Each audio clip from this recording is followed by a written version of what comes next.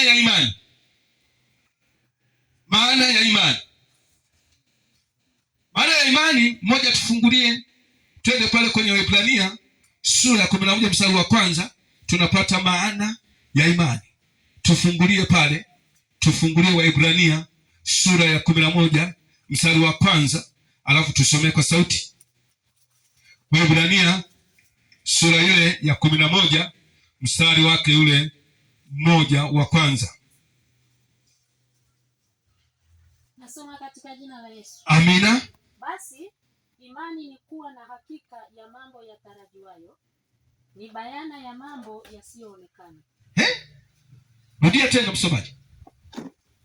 Basi imani ni kuwa na hakika ya mambo yatarajiwayo, ni bayana ya mambo yasiyoonekana. Hiyo ndio maana ya nini?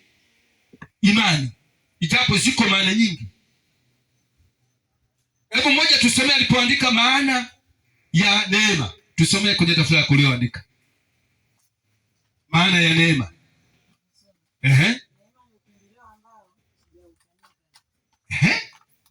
Tusomee maana ya imani kwenye Biblia.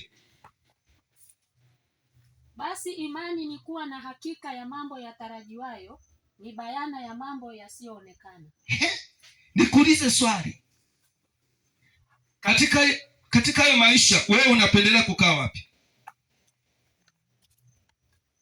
Wapi unapenda ukae? Mmoja amesema kwenye imani. Unajua kujibu kwake yeye hajaingilia uhuru wako. Mwingine, wewe unapenda kuishi wapi? Kwenye neema.